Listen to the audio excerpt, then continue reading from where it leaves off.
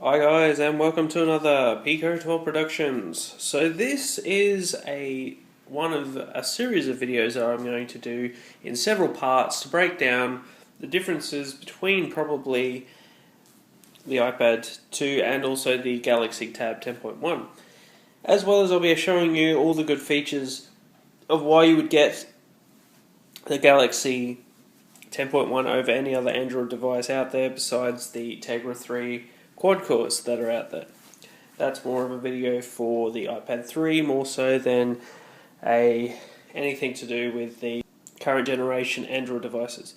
But the Samsung Galaxy 10.1 is by far the best Android tablet you can get within Australia at the moment, because you can't get any of the Tegra 3 type Android tablets at the moment, because like always we get screwed over because we're in a different country internationally outside of US, as per usual. And I'll let you know about several things that are good about the tablet itself, plus all of Google's services that you can use that are matching with Apple's. So you can see what you can pretty much match apples with apples, pretty much. So, without further ado, this video will be more of an overview of the actual device itself, more so than the review, but I will also give hints on what will happen briefly, and what I'll go into more depth with other videos, of course. Right, here we go. Right, so the overall display is quite good, even though this has got a matte screen protector on it, because I don't like the glossiness of it. It's really good quality nonetheless. So let's take a look at the specs of this thing. So it's got a 1 GHz dual core processor. It's got a Tegra 2 NVIDIA graphics card that uses shared video RAM, which is 256 megabytes of it. This unit itself has 1 gigabyte of RAM. It has on the side a 30-pin dock connector, which I'll explain why it's very similar and almost identical to the Apple connection, 30-pin connector, in terms of the shape of the port and the way they've laid it out in terms of accessories and stuff like that. Around here we've got a speaker. So it actually has two speakers, one on this side and the other one on this side here.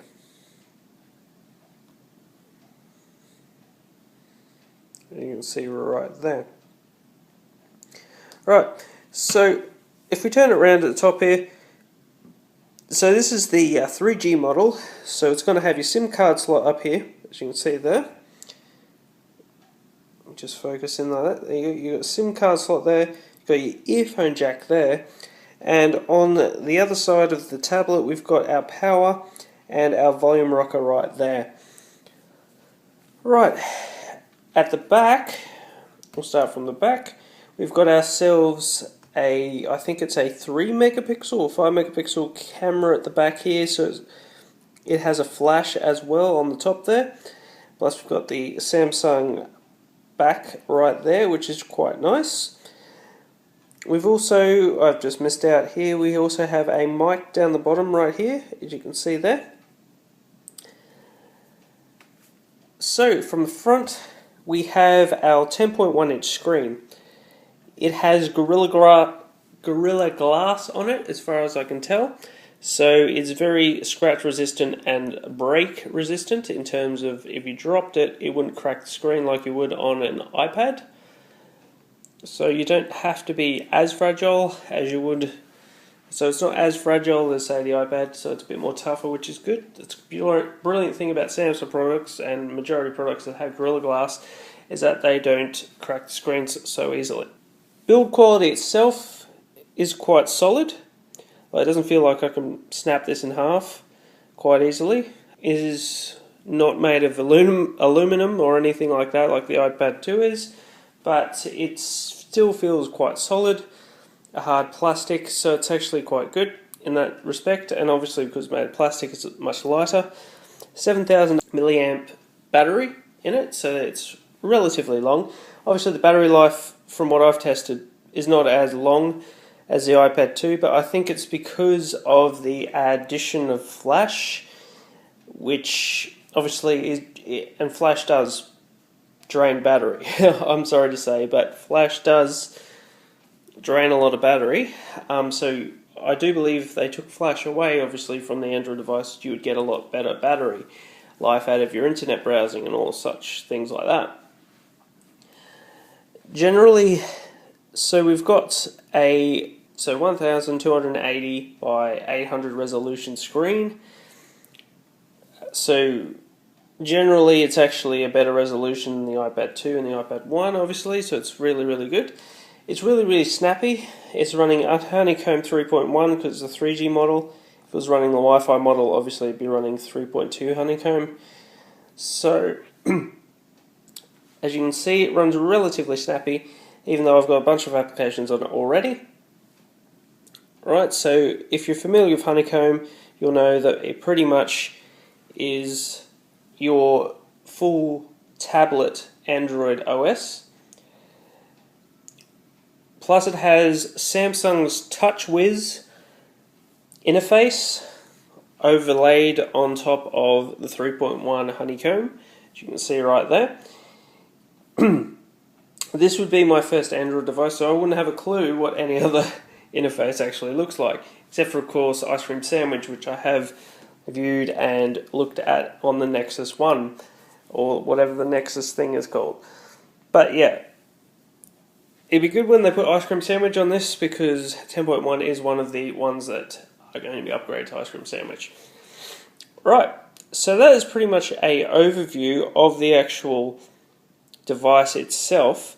As you can see right there, I will be talking about various things about this, so applications of Honeycomb, and I will be also comparing this to the iPad 2 in performance and everything like that.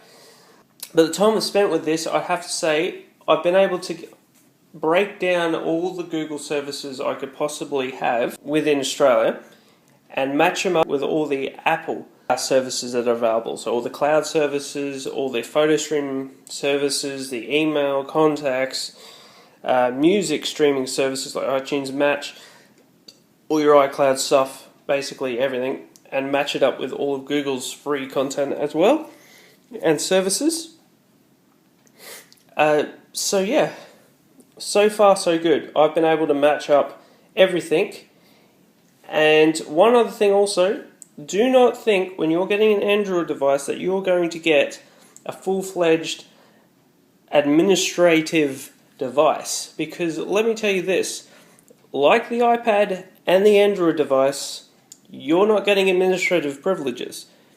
Like the iPad, how you have to jailbreak it to get administrative privileges to do certain things, you have to do the same with an Android device, except they don't call it jailbreaking, they call it rooting. So yeah, one thing you probably should need to know is that you're just as restricted in administrative privileges on the Android device than you are on an iOS device.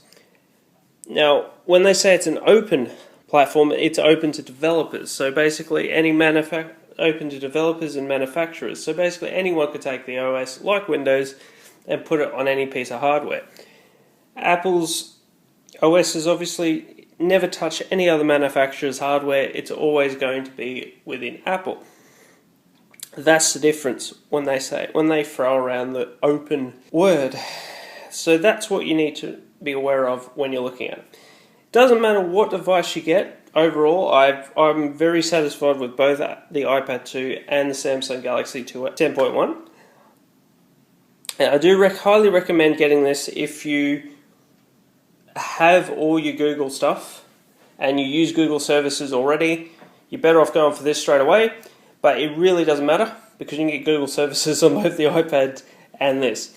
The only differences I can see between them for now, and I'll explain all this in upcoming videos, is the fact that the organisation of Marketplace is a letdown.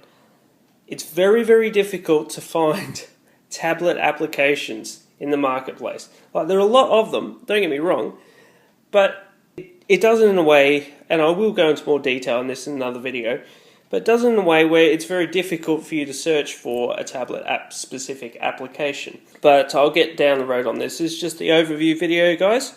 I hope you guys enjoyed it. I hope you guys are psyched, and I will catch you guys later. Cheers.